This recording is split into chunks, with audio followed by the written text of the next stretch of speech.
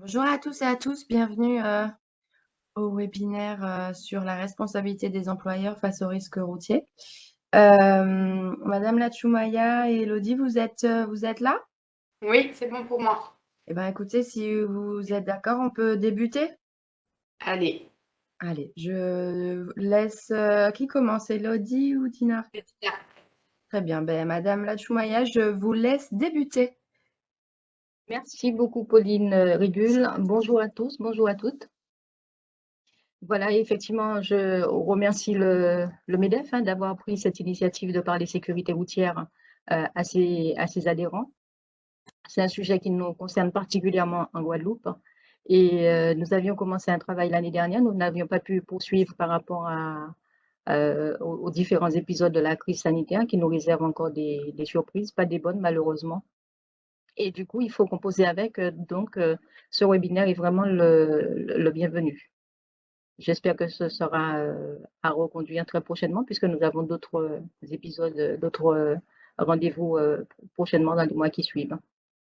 Alors, je vais vous présenter donc un bilan de l'accidentalité locale. On fera un lien évidemment avec le national pour comprendre comment on évolue en Guadeloupe par rapport à ce réseau routier, cette accidentalité, ces nombreux tués, trop d'accidents, trop de blessés sur la route. Et donc, on va essayer de comprendre un petit peu les choses pour avancer et agir. Je partage avec vous. Oui, parfait, parce que du coup, j'ai désactivé votre partage tout à l'heure. D'accord. Vous avez le document? Là, c'est bon, on voit très bien. Très bien. Voilà. Je présente l'organisation de la sécurité routière en Guadeloupe. C'est un sujet qui est géré par monsieur le préfet. Donc, je travaille en lien direct avec lui et son directeur de cabinet. L'ADL nous héberge, a aussi un petit lien hiérarchique, mais c'est surtout l'aspect fonctionnel qui est primordial. Donc, l'unité est directement rattachée, excusez-moi, est directement rattachée au cabinet du préfet et on agit. Donc, nous sommes 4 agents dans une petite unité pour essayer de faire reculer de manière ambitieuse donc cette accidentalité, l'améliorer, reculer le nombre d'accidents sur la route. Ah, j'ai été un peu vite. Avec cela, heureusement, nous avons un réseau très actif de bénévoles dont fait partie Élodie Montbon, justement, qui est intervenant départemental de sécurité routière.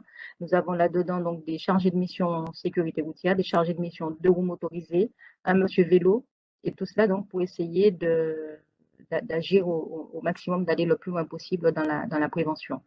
Les polices municipales nationales, la gendarmerie, le SDIS, les médecins, les associations de toute nature, les assureurs, avocats, psychologues, opticiens, etc., sont nos partenaires aussi au quotidien. Et donc, sans eux et sans les administrations, les collectivités locales, les gestionnaires de la route et puis chaque usager de la route, eh bien, nous ne pourrons pas aller bien loin. Alors, les résultats ne sont pas visibles, en tout cas, au niveau des tués, au niveau des statistiques. Mais je suis convaincue que le travail que nous fournissons au quotidien, que ce soit nous en tant que préventeurs, mais aussi les organismes de formation comme Elodie et beaucoup d'autres, eh bien, fournissent un travail considérable et on peut imaginer le nombre de vies que nous pouvons sauver avec cette prévention. Mais nous ne pouvons pas mesurer évidemment ces retombées. Donc, une année 2021 qui a été très alarmante. Nous avons comptabilisé 65 tués alors que la dernière fois que nous avons eu ces chiffres-là, c'était il y a 10 ans en arrière, donc 2012-2013 avec 60 et 70 tués tout rond. La Martinique, à côté de cela, eh bien, chaque année compte moins de 30 tués. Il faut faire un calcul rapide justement pour voir que c'est 2 fois moins. On peut imaginer qu'il y a moins de circulation, etc. Plus de circulation et beaucoup plus d'embouteillages, on peut trouver toutes sortes de prétextes, mais je suis convaincue qu'il n'y a pas que ça. Il y a vraiment certainement un relâchement à notre niveau qui bloque. Mais on fera appel une prochaine fois à un sociologue, à un psychologue pour nous émettre leurs idées là-dessus. Les débats sont très riches, justement, on a l'habitude de les faire venir pour nous aider là-dessus. Donc l'année dernière, c'était 14 personnes de plus par rapport à l'année d'avant, qui avait déjà augmenté malgré le fait que nous avions des épisodes de confinement, des épisodes de couvre-feu, puis en fin d'année dernière et encore aujourd'hui, des barrages intempestifs qui effectivement gênent considérablement les déplacements. Et malgré cela, eh bien, les accidents augmentent, les tués ont augmenté aussi. Nous l'avons vu en novembre-décembre avec un nombre important de tués, alors que les barrages, les routes étaient barrées. Donc, on a fait un rapport par rapport au réseau routier. Donc, on a 2480 km de route et tous les 5 km, on a un accident et tous les 4 km, on a un tué. Donc, c'est vraiment très, très rapproché. Les taux se resserrent, il faut réagir. Les causes des accidents mortels sont principalement dans les accidents corporels, en tout cas pour commencer, l'inattention 26%, alcool et stupéfiants. On a plus de statistiques sur l'alcool que sur les stupéfiants. C'est pas toujours évident quand on a des accidents de faire les dépistages. La conduite sans casque en deux roues motorisés, 22%, 21% pour l'alcool seul, et puis la vitesse excessive, 20%. Donc là, on est dans les accidents corporels. Ce sont des données provisoires pour l'année 2021. Et puis, dans les accidents mortels, cette fois-ci, la vitesse excessive arrive en tête avec 34%, les défauts de maîtrise 28%, l'alcool 21% et les refus de priorité 10%. Les refus de priorité, on le voit bien dans les intersections, comment chacun essaye de passer. Parfois, la courtoisie fonctionne, la courtoisie à excès d'ailleurs. Hein. On peut s'arrêter en plein milieu de la nationale pour laisser passer quelqu'un qui vient d'une route secondaire. Ça pose problème. En tout cas, faire du forcing aussi, ça coince forcément. Et puis, on a un souci dans les giratoires. Élodie pourra en parler certainement. Il y a encore de la pédagogie à faire. Les anciens qui n'ont pas connu les giratoires quand ils ont passé leur permis ont peut-être encore du mal, mais pas que. Pas que. Voilà, Élodie, en tant qu'enseignante ou ex-enseignante de la conduite, tu pourras en parler. La fatalité est souvent mise en avant. On sait très bien que ça n'a pas sa part, puisque c'est essentiellement des fautes de comportement. L'infrastructure, on peut dire ce qu'on veut, et c'est pas, et voilà, certaines choses sont à améliorer en tout cas, mais le plus souvent, c'est le comportement qui fait défaut. Et puis, on est censé, bien entendu, s'adapter à l'environnement immédiat quand on conduit. Donc, on a son véhicule, on a l'humain, on a l'environnement, et tout cela combiné ensemble, eh bien, ça doit donner une attention particulière sur la voie publique. 14 tués pour 100 accidents, donc on fait le rapport avec la Martinique et la métropole. J'ai des chiffres concernant les DOM aussi tout à l'heure, les autres DOM. Quand on a 14 tués pour 100 accidents en Guadeloupe, on en a 600 métropole ou 600 Martinique.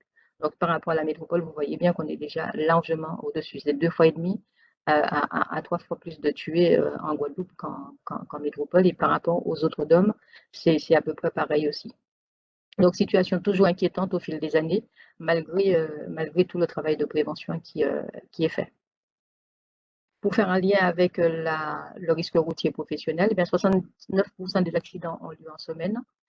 C'est aux heures de pointe et puis en début d'après-midi également. Donc, on peut imaginer après le retour de déjeuner, il faut aller chercher pour voir s'il y a un peu d'alcool et autres. Mais on le sait qu'il y en a aussi.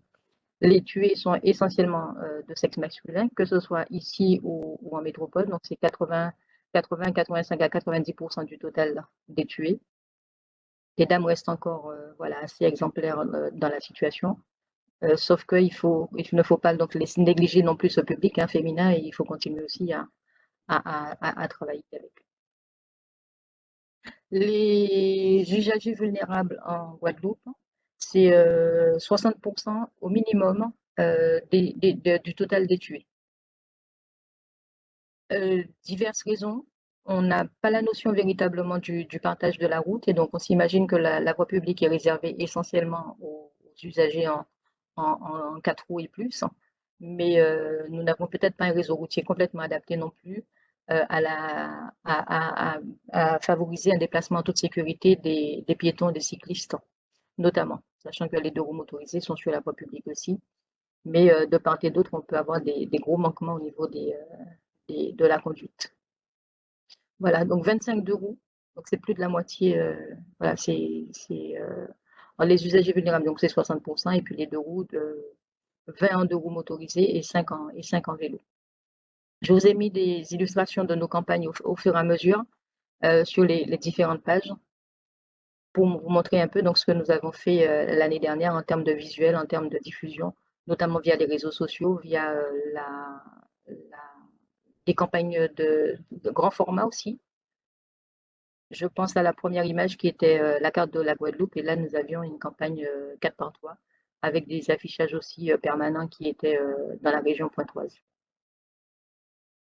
Alors, des chiffres provisoires dans les DOM, en Guadeloupe, donc 65 l'année dernière, 51 en 2020. Quand on a en Martinique l'année dernière, 29 et 28 sur les 2 années.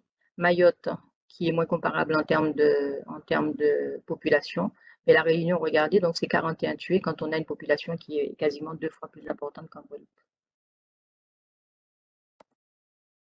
La localisation des accidents mortels. Donc, on a eu 65 tués, mais 61 accidents. Donc, 3 accidents ont fait l'objet de 2 voire 3 tués. Quand on pense à celui de Capesterre, Royal Capesterre à Noël.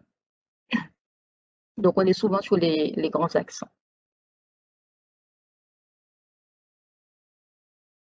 La prévention en 2021, eh bien, c'est 9 campagnes de communication menées, avec une campagne mobile d'exposition dans les giratoires, vous avez dû le voir.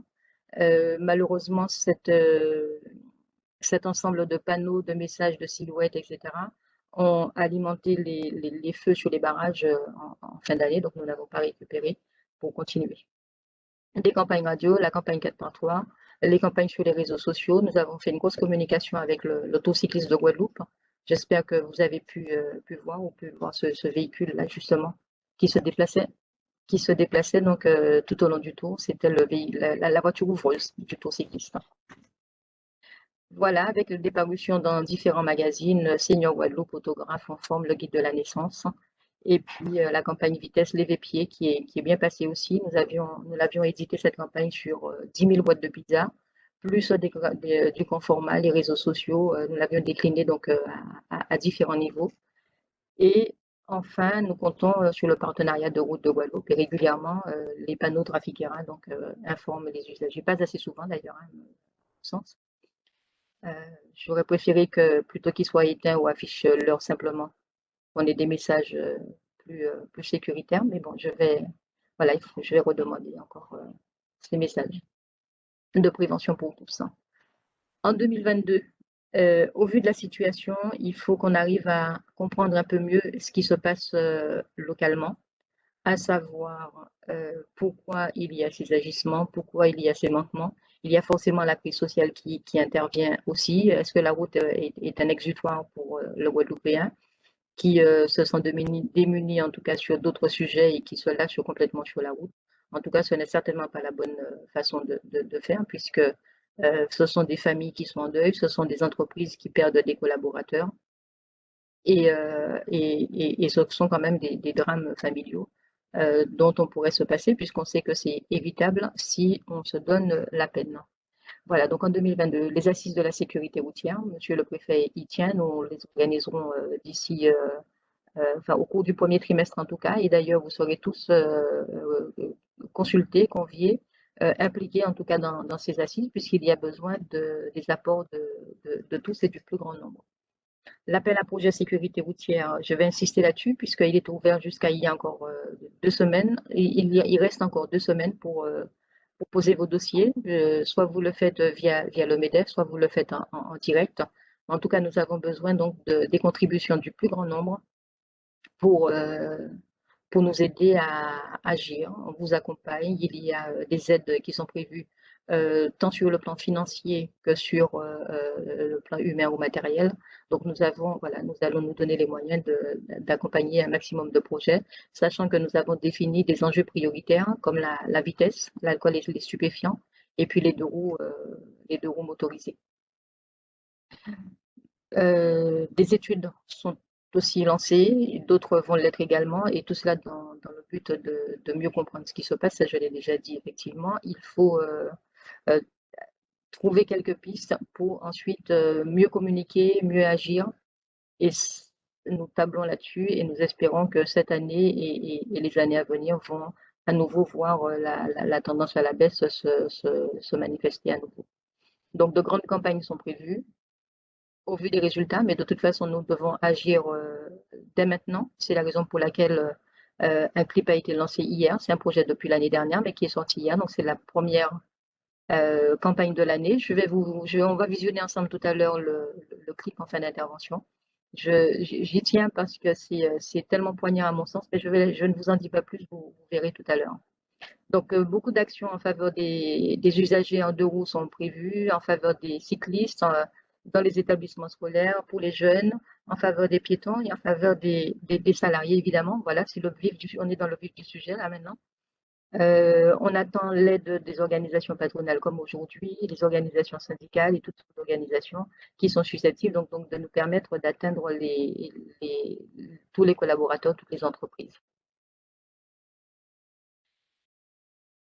Pourquoi on parle de risque routier professionnel? J'annonce simplement, mais Élodie Monbrun va détailler pour vous tout à l'heure. On sait bien que c'est le premier de tous les risques professionnels quant au nombre de décès évoqués.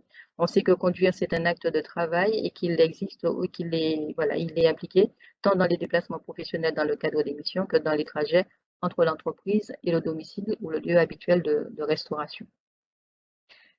Je vous laisse regarder en même temps les différents visuels. Je pense que vous avez un bon affichage avec des communications sur la vitesse, sur la consommation d'alcool et sur les consommations de stupéfiants aussi. Juste une anecdote. Je pense que nous avons fâché l'année dernière les romiers, puisque nous avions proposé un visuel sur l'alcool qui, euh, qui mettait en avant le petit punch. Donc, donc nous avons dû modifier, voilà, nous nous sommes excusés auprès des romiers. Hein. Le but n'était pas du tout d'incriminer le rhum singulièrement, mais en tout cas de faire passer un message sur l'alcool, en voulant rester très, très local en même temps. Mais nous avons revu donc le visuel avec différents types d'alcool proposés. La prévention, c'est dès le premier salarié. Il y a un cadre réglementaire. Élodie, tu vas détailler tout à l'heure. Donc, c'est un décret de 2001 qui parle donc de l'évaluation des risques pour la santé et la sécurité des travailleurs. Il y a un document obligatoire annuel à sortir avec un plan d'action à mettre en place. C'est l'outil de base dans les entreprises. Ce que nous pouvons vous apporter en termes d'aide, eh bien, c'est de la mise en place d'actions coordonnées avec différents partenaires. Donc, je vous ai mentionné les réseaux dont nous disposons. Donc, à proposer de la réactualisation des connaissances au code de la route, des audits de conduite en véhicule école, des séquences de maniabilité si les personnes sont en deux roues motorisées, les consommations d'alcool avec des spécialistes, les gestes de premier secours, donc souvent c'est une association spécialisée ou le SDIS qui nous accompagne là-dessus. Voilà, et puis d'autres outils dont nous disposons, et puis d'autres interventions juridiques, des associations spécialisées sur le traumatisme crânien, les aides aux victimes, etc. Donc c'est un panel en tout cas de ce qu'on peut proposer. Évidemment, nous sommes tributaires de la disponibilité de ce réseau parce que ce sont des bénévoles.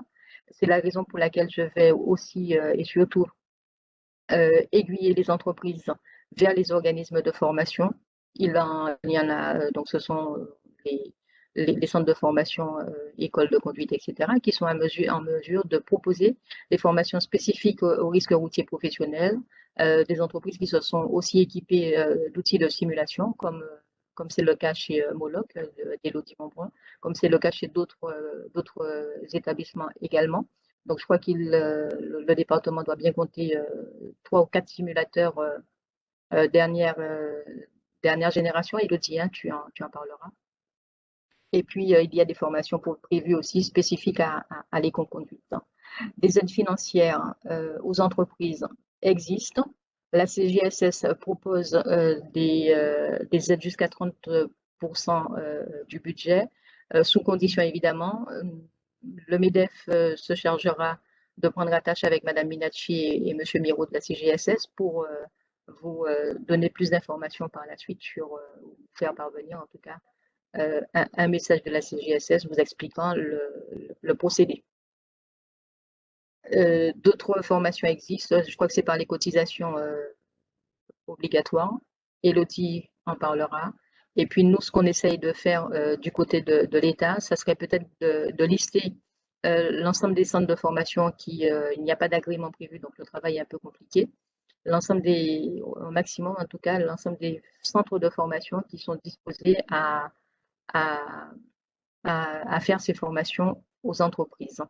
Nous, à notre niveau, côté État, on aidera, mais on n'aidera pas, on ne pourra pas intervenir pour tout le monde. Élodie Montbrun ne pourra pas non plus intervenir à tout le monde. Donc, il faudra effectivement qu'on essaye d'avoir un maximum de partenaires pour venir en aide et remplir cette obligation auprès des entreprises, pas seulement pour répondre à cette obligation, évidemment, mais aussi pour essayer tous ensemble de sauver des vies en Guadeloupe et de faire en sorte de préserver la vie des collaborateurs, de préserver des foyers. Tout simplement, quand on sait que là, ce sont surtout les hommes qui décèdent, eh bien, ce sont des familles monoparentales qui vont survivre et qui vont devoir donc évoluer dans une société en difficulté déjà. Nous avons travaillé sur les dernières années avec, en termes de risque routier professionnel, sensibilisation au personnel. Avec Guadeloupe Première, nous avions l'habitude de monter donc un grand village dans les jardins de Guadeloupe Première. Évidemment, pas de rassemblement depuis 2 ans. Au sein de l'ADL, nous avions un plan de prévention du risque routier avec de nombreuses actions dedans. EDF nous sollicite régulièrement, Sogetra que nous accompagnons depuis de nombreuses années, et GER. L'année dernière, nous avons sensibilisé tout le personnel de la Chambre régionale des comptes. Pareil pour la direction des affaires culturelles, la Poste, et je n'ai pas cité tout le monde. Il reste encore des entreprises privées avec lesquelles nous avons travaillé également. Je vous donne rendez-vous pour prochainement en fait pour préparer et organiser des actions spéciales au cours de la semaine du 9 au 13 mai 2022. C'est la sécurité routière au travail, c'est la fameuse semaine nationale, tout simplement, où il faut marquer le coup, marteler. Et dans l'édition 2022, justement, il est prévu tout un programme. Je pense que je peux partager ce fichier avec vous.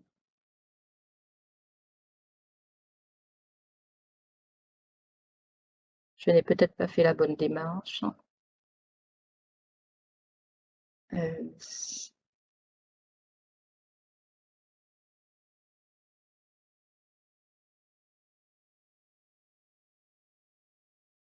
Vous avez toujours le même document en visualisation? Oui.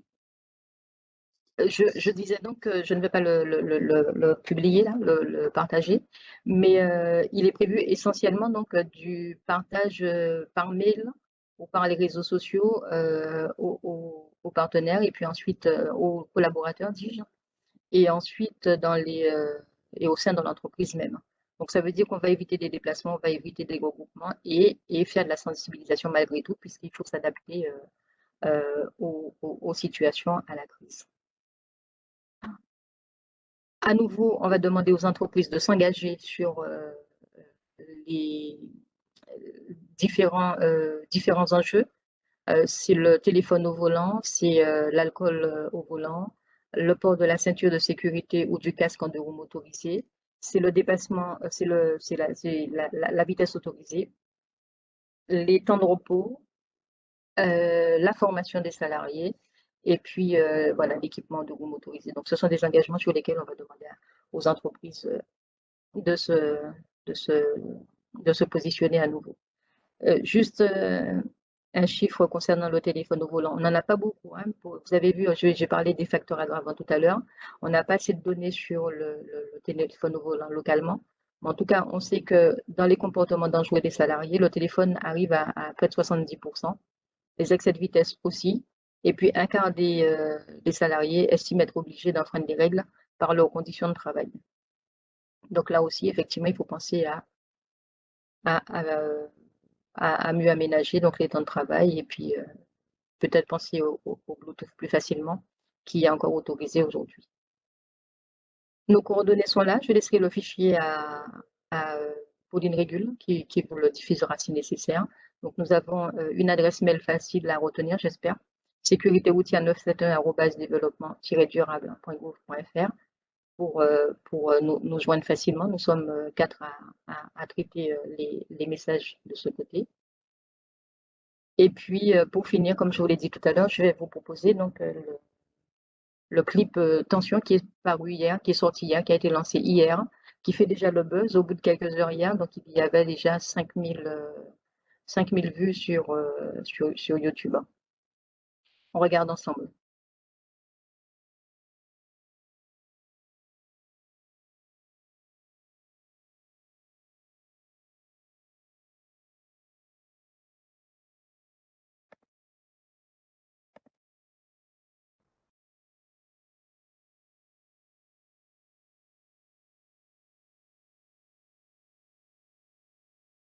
Vous voyez ici?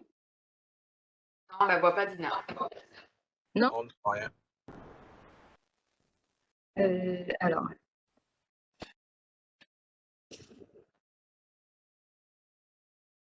et là?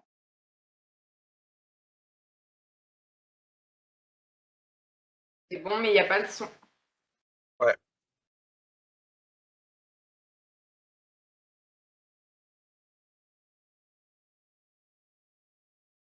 Vous n'avez pas le son? Non, pas Comment sur est-ce que moi. Il n'y a que est-ce que vous avez une idée de Je ne sais pas du tout, je vois que ton volume est au maximum. c'est vrai qu'on n'a pas fait le test là-dessus. On n'a pas le son non plus. C'est dommage, sinon Vous voyez le lien je vais vous envoyer le lien. Je vais dans vous le envoyer le chat. lien tout simplement. Vous pourrez le visionner facilement sur WhatsApp ou sur l'ordinateur. Oui, je crois que C'est ce sera dommage. mieux. Pardon? Oui, je pense que ce sera mieux parce que là, on n'a pas le son, mais le son est important par rapport aux images aussi. Donc, C'est surtout le son, voilà, c'est surtout le son voilà. puisque c'est oui, les images on les connaît un peu localement, mais par contre les voix des enfants sont vraiment très très ça prend aux tripes chaque fois. D'accord, donc il faut avoir le son. Si on a le lien, on va faire D'accord, actionner je le vous salarié. l'envoie tout à l'heure. Ouais, tu C'est peux le noté. mettre dans le chat, Dina. Allez, je l'arrête et je vous l'envoie tout à l'heure. Donc voilà, est-ce que vous avez des questions concernant soit la situation locale? J'ai aussi des éléments, si vous le souhaitez, via le bilan de l'ONISR, l'Observatoire national de la sécurité routière. Le document, il est aussi disponible en PDF et je peux vous l'envoyer. Donc ça fait ressortir énormément d'informations sur le national. Mais en tout cas, je tenais à vous expliquer un petit peu ce que nous vivons aujourd'hui en Guadeloupe. Vous le constatez tous, mais voilà, l'ampleur du travail à effectuer pour essayer d'améliorer et d'inverser la tendance de la courbe mortifère, eh bien, ce travail, il est monstrueux, je dirais, et ça ne peut pas se faire sans vous.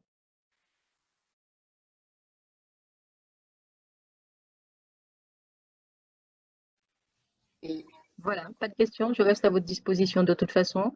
Elodie va vous présenter la suite sur les obligations de l'employeur, c'est le sujet du jour, ce qu'il faut faire, ce qu'elle propose elle de son côté et ce que proposent d'autres aussi pour apporter une forte contribution.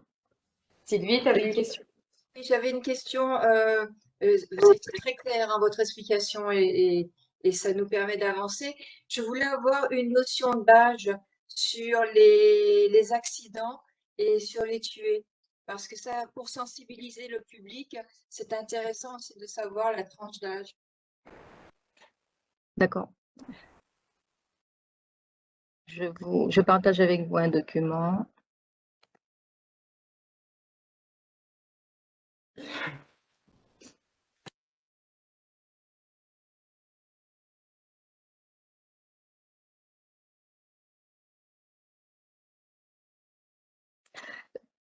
Les tués, les automobilistes qui ont perdu la vie l'année dernière, en 2020 plutôt, 44 ans. En deux roues motorisées, 35 ans. Les cyclos, on se serait peut-être attendu, mais c'est peut-être plus des mobylettes, on se serait attendu à une tranche d'âge, ça peut évoluer d'une année à l'autre.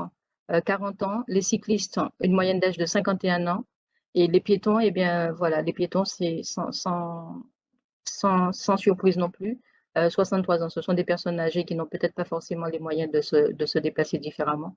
et ou qui font leur sport simplement aussi hein, sur la voie publique, eh bien, sont fauchés. Donc voilà, donc 44 ans, c'est le public qui vous concerne principalement.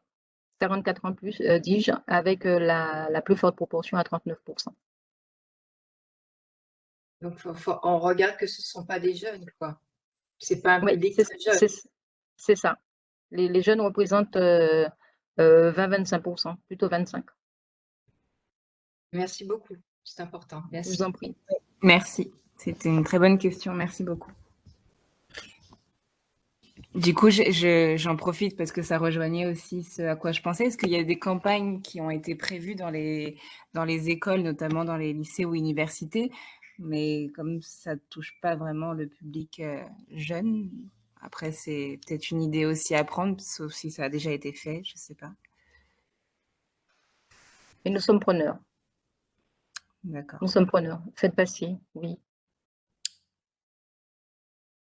Ok, merci. Très bien. S'il n'y a pas d'autres questions, je vais prendre la main. Donc, je vais vous partager moi aussi mon écran. Hop. Et bon, tout le monde voit bien? C'est bon, vous avez l'image, oui? Ouais? Ok, très bien. Comme j'ai mon écran grand, je ne vous vois plus trop. Je vais voir si je peux vous agrandir. Oui, c'est bon, Élodie. Ok, super. Alors, donc moi je me présente, je m'appelle Élodie Montbrun. Donc comme l'a dit Dina, je suis intervenante départementale de la sécurité routière. Je suis une ancienne monitrice auto-école et je ne voulais pas finir avec ce métier de la sécurité routière parce que c'est quelque chose qui me prend aux tripes et qui me motive d'autant plus de voir le nombre de morts sur les routes qui ne fait qu'augmenter. Donc, j'ai d'abord créé une entreprise de location de voitures double commande pour les particuliers, pour l'entraînement au permis et pour les professionnels, pour les aider aussi à développer leur activité. Et je me suis lancée depuis peu dans la formation en gestion du risque routier et en éco-conduite. En voyant le nombre de morts sur les routes, je trouvais ça inadmissible et choquant et j'avais besoin d'essayer d'apporter un peu plus ma pierre à l'édifice. Donc aujourd'hui, on va parler d'obligations des employeurs. Par le MEDEF, on touche particulièrement un public de professionnels. On a bien vu par rapport à la tranche d'âge des personnes qui décèdent sur les routes que c'est des gens qui sont en âge de travailler, qui travaillent certainement dans une entreprise. Donc tous ces décès ont certainement eu des conséquences sur les entreprises. Aujourd'hui, il est important que chaque employeur connaisse ses responsabilités.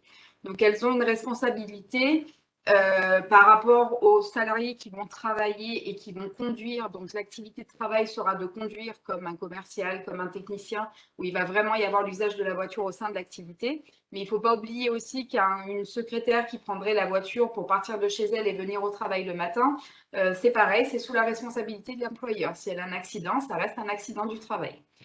Donc, conduire est un acte de travail dans le cadre de l'évaluation du risque professionnel. L'organisation doit prendre en compte les risques qui y sont associés au même titre que les autres risques. Donc, au niveau de la responsabilité pénale, nous avons l'article L4121.1 du Code du travail. Donc, l'employeur prend des mesures nécessaires pour assurer la sécurité et protéger la santé physique et mentale des travailleurs. Ces mesures comprennent des actions de prévention des risques professionnels, des actions d'information et de formation, et la mise en place d'une organisation et de moyens adaptés. Donc, si on ne peut pas éviter le danger, parce qu'il y a certains dangers qui sont inévitables dans les entreprises, il faut mettre en place des solutions pour pouvoir aider à ce qu'ils soient moins dangereux et à ce que les salariés connaissent le risque de ces dangers et sachent s'adapter et faire les choses. Donc, au niveau de l'obligation de l'employeur, il y a aussi des enjeux sociaux. Il y a un enjeu humain, c'est important de sauvegarder l'intégrité de ses collaborateurs. Un enjeu social parce que forcément, si dans une entreprise, on met en place des actions pour protéger le salarié, le salarié va se sentir en confiance, va se sentir écouté, va se sentir dans une société où on prend soin de lui. Donc, ça va certainement contribuer à son bien-être. Et c'est un enjeu sociétal.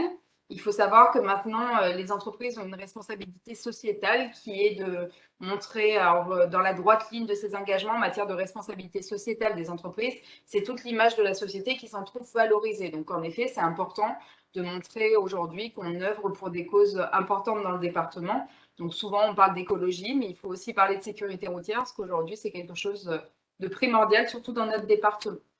Donc, il faut savoir que les accidents de la route ont un coût. Alors, souvent, les entreprises prennent en compte le coût direct d'un accident, c'est-à-dire on va casser la voiture, il va falloir réparer la voiture, le salarié va être en arrêt, ça va nous coûter quelque chose, il risque d'y avoir une franchise, un véhicule à remplacer.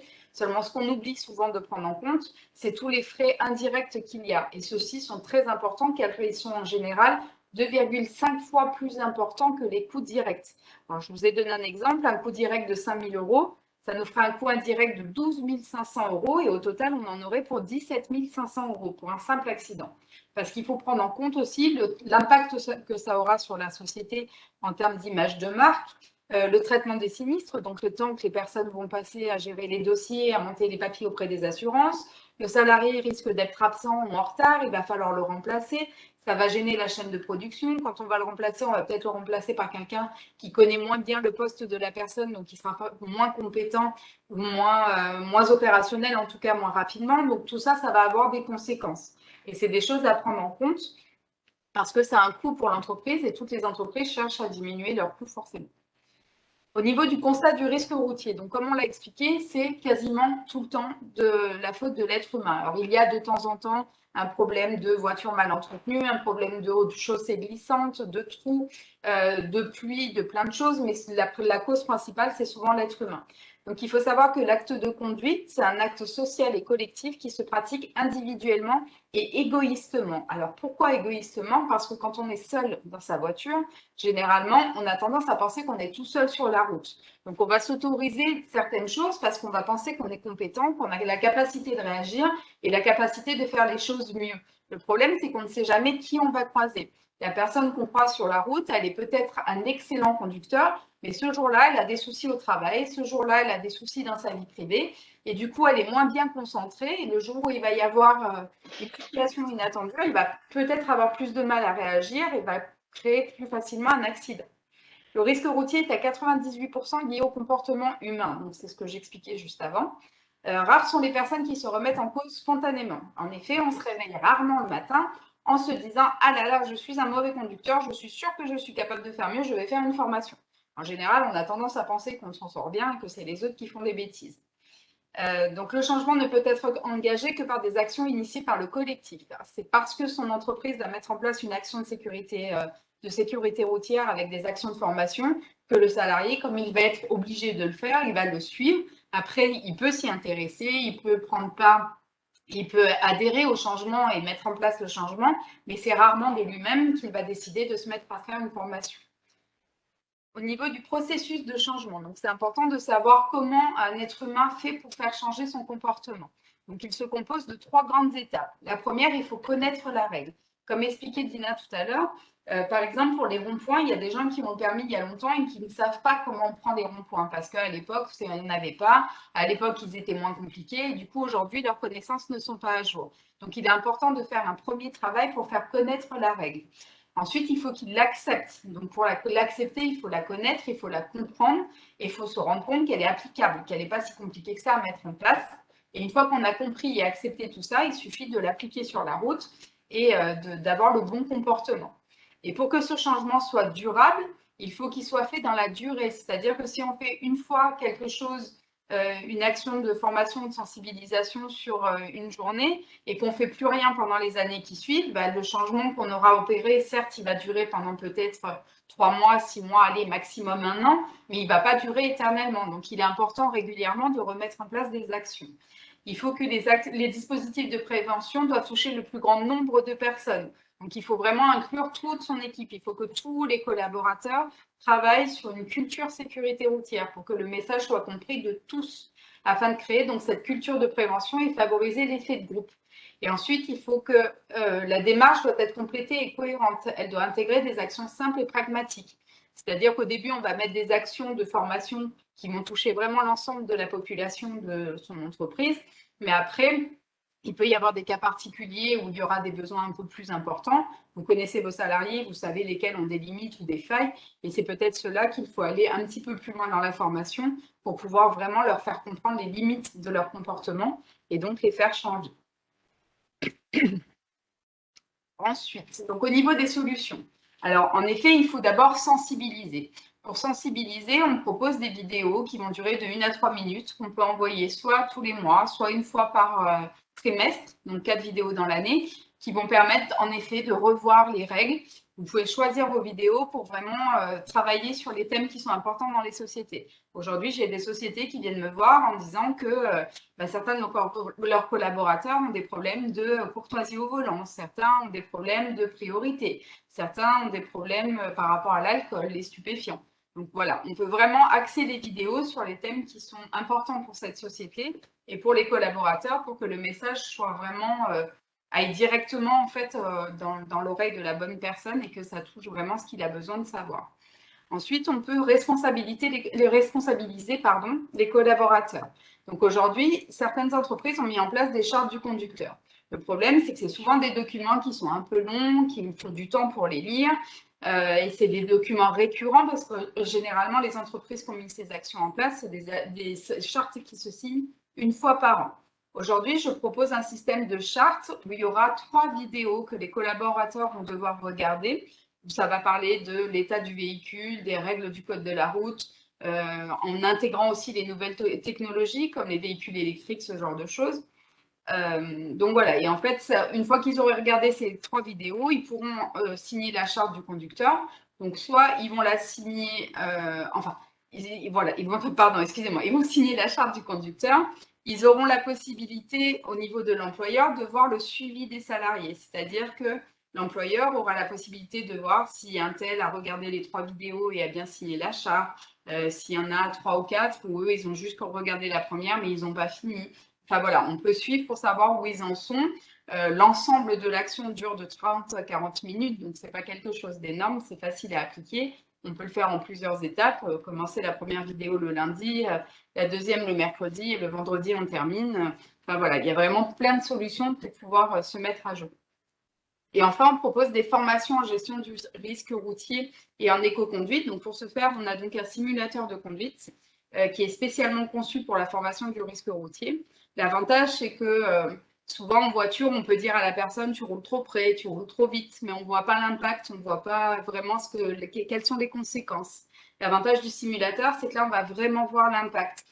Si la voiture roule trop près, je vais pouvoir faire freiner le véhicule qui est devant pour aller jusqu'à l'accident et montrer qu'en effet, on n'a pas le temps de s'arrêter. On a beau penser que notre distance de sécurité est suffisante, ben non, elle n'est pas suffisante parce que le temps de réaction, le temps pour le véhicule de s'arrêter, ben ça prend quand même un certain temps et donc une certaine distance.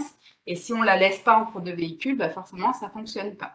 Donc voilà, l'avantage du simulateur, c'est vraiment d'aller sur chaque risque routier, l'alcool, les stupéfiants, les ronds-points, les piétons, les zones à risque, passer derrière un véhicule où on ne sait pas ce qui se passe, donc les fameuses zones d'incertitude. Donc voilà, on a vraiment la possibilité de travailler sur chaque point important et vraiment aller au bout pour montrer que ben non, on n'aurait pas pu réagir correctement dans la vraie vie et on aurait eu un accident. En fait, souvent, ce qui motive un changement, c'est quand on se fait peur. Donc, mais on ne va pas aller se faire peur tous les jours sur la route parce que ça va devenir vraiment dangereux. Donc là, l'avantage du simulateur, c'est qu'on peut se faire peur sans avoir réellement de conséquences. Je vous invite en tout cas à essayer. L'expérience est assez intéressante et en général convaincante. Donc pour les flashs, on a donc les fameux flash prévention qui sont 12 flashs sur un an, donc des petites vidéos de 1 à 3 minutes. Les newsletters, donc 4 newsletters sur une année, donc c'est 3 à 4 animations d'1 minute 30 à 3 minutes avec des quiz de connaissances. Et la charte du conducteur, donc 3 modules de formation et ensuite la possibilité de signer la charte. Tous ces produits sont diffusés à vos logos, c'est-à-dire l'entreprise, on ne va pas donner de nom, donc l'entreprise X décide de faire une action de sensibilisation, les salariés recevront les vidéos avec le logo de leur entreprise pour vraiment avoir la sensation que c'est leur entreprise qui fait quelque chose pour eux. On peut choisir les thèmes, donc vraiment choisir quelque chose d'adapté à ses besoins et à ce que l'entreprise a envie de mettre en avant ou d'améliorer en tout cas. Et la charte de l'entreprise, pareil pour la charte du conducteur. Donc en général, on peut s'adapter à l'entreprise. Chaque entreprise a des besoins, des attentes ou particulières. Donc on va pouvoir l'intégrer pour que ça soit vraiment personnalisé et adapté à son entreprise. Au niveau des formations, donc, il y a plusieurs modèles possibles. Soit on peut faire des actions de sensibilisation, donc de 2 heures minimum par groupe de 3 à 5 personnes. Alors, le nombre de personnes, c'est volontaire, parce qu'il faut quand même que les gens aient possibilité de monter plusieurs fois sur le simulateur, faire plusieurs exercices pour vraiment comprendre et s'améliorer. Si je prends des groupes de 10-15 personnes, on sera trop nombreux. Les gens vont passer une seule fois sur le simulateur, donc malheureusement, ils n'auront pas le temps de vraiment bien comprendre. Les formations, on a plusieurs modèles de formation de 1 à 3 jours, toujours pareil, sur le format de 3 à 5 personnes. Tous les thèmes sont choisis en accord avec l'entreprise. Donc, on aborde plusieurs thèmes, mais on peut accentuer sur quelque chose qui est important pour la société. Et on peut aussi louer le simulateur pour faire des actions de sécurité routière au sein de votre entreprise, comme les journées de la sécurité routière. On a bien vu que dans pas longtemps, au mois de mai, il y avait la semaine de la sécurité routière. Donc, c'est le moment peut-être de marquer le coup et de montrer à ses collaborateurs qu'on a plein de choses à mettre en place. Voilà un petit peu pour tous les produits que Moloc propose. Je ne sais pas si vous avez des questions, des choses à préciser. J'essaie de vous mettre en plus grand, je ne vous vois pas du tout. Voilà, si vous avez des questions, mais voilà en tout cas tout ce qu'on propose. Ça va pour tout le monde? Comment je peux faire? Ah ouais, c'est très clair. Merci beaucoup, Élodie. J'ai enlevé la caméra c'est parce que j'ai un problème de débit. Donc, Pas de souci. je voulais rester en ligne avec vous. Pas de souci, pas de souci. En tout cas, pour tout le monde, sachez que vous avez la possibilité de prendre rendez-vous pour pouvoir justement essayer ce simulateur et voir quel est l'intérêt et comment ça fonctionne. Et je reste bien sûr ouverte à toutes les propositions de projet et à toutes les choses à mettre en place, tout comme Dina. La sécurité routière, c'est quelque chose d'important. Tous ces morts qu'il y a eu sur les routes, ça a eu des conséquences auprès des familles, auprès des entreprises. Et on ne peut pas laisser la nouvelle année se passer de la même façon. Donc, il est important qu'on trouve des solutions et qu'on essaye de mettre des choses en place. Merci. Hop, je vais arrêter mon écran. Je vais regarder dans le chat vite fait, parce que Pauline n'est pas là. Donc, pas de questions particulières. Ça va pour tout le monde? Particulier comme exercice, hein. On a des écrans noirs en face, des noms qui s'affichent de partout. Ah, Pauline est de retour avec nous. J'ai suivi les présentations, merci. Alors, je ne sais pas si vous en avez parlé. Il y a une vidéo de l'école de Pierre Mathieu Oui. qui est sortie là. Vous l'avez vue? C'est cela. Alors, j'ai voulu diffuser tout à l'heure, comme nous en avions parlé en début de séance, et je n'avais pas le son pour tout le monde n'entendait pas. Donc, du coup, je vais vous l'envoyer et vous allez pouvoir diffuser. Je l'envoie Vraiment, par WhatsApp et je l'ai entendu par ce mail. matin. Oui, justement, voilà. Donc, c'est bien sorti. Nous avons déjà un maximum de vues sur les réseaux sociaux. L'idée, c'est que ça devienne viral, puisque ce sont les enfants, pour le coup, qui font l'éducation morale aux parents. C'est très, très, très fort. Je l'ai envoyé d'ailleurs au ministère de l'Intérieur ce matin. Il y a eu vraiment un très, très beau retour, hein, avec les textes, évidemment, pour qu'ils comprennent un peu ce que c'est. Donc, très apprécié, ça fait déjà l'unanimité. C'est destiné à être vu par toutes les classes, dans toutes les écoles. Donc, vous êtes parents aussi. Je vais vous demander votre contribution et diffuser aux enseignants dans les écoles pour continuer donc à faire cette prévention qui prend une forme différente de ce qu'on a pu voir jusqu'à maintenant ici.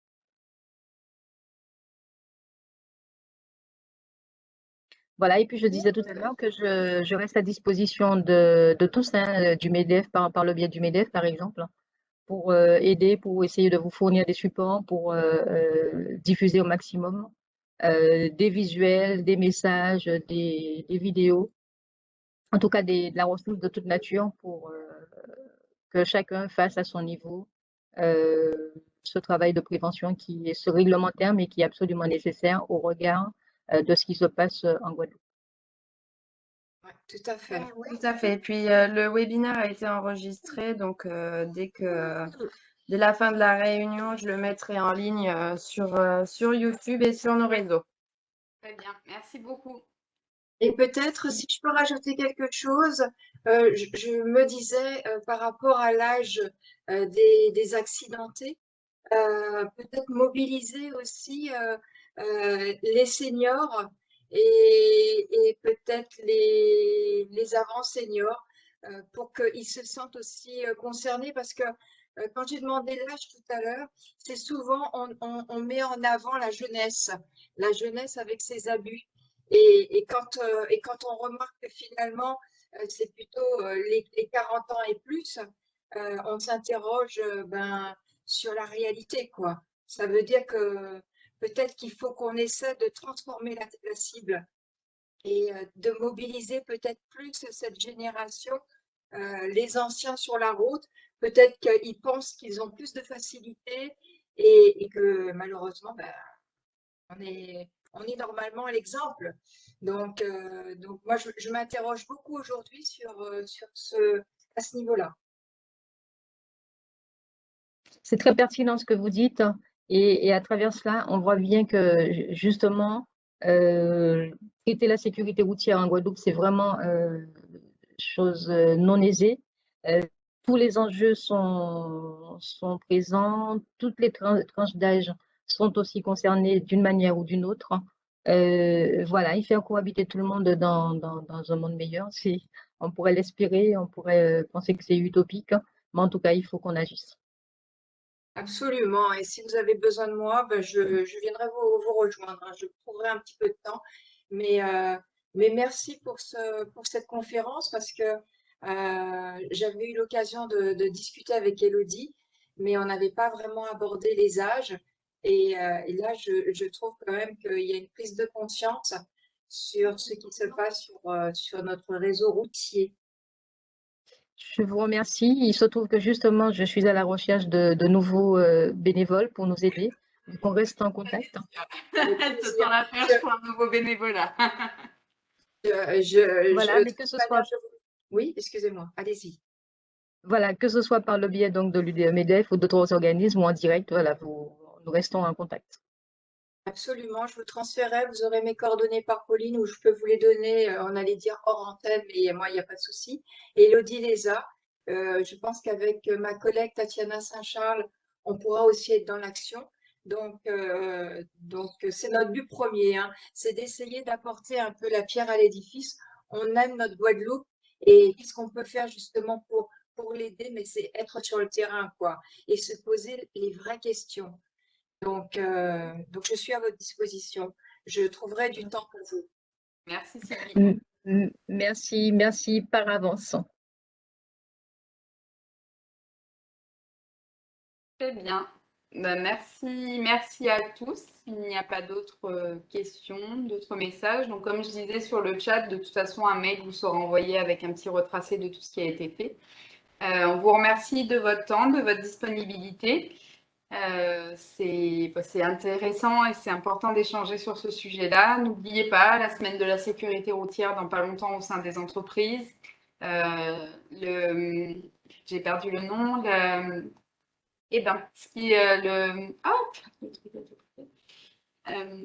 Les assises de la sécurité routière, mon Dieu, je perds dans pas longtemps, où il est important que tout le monde collabore et participe.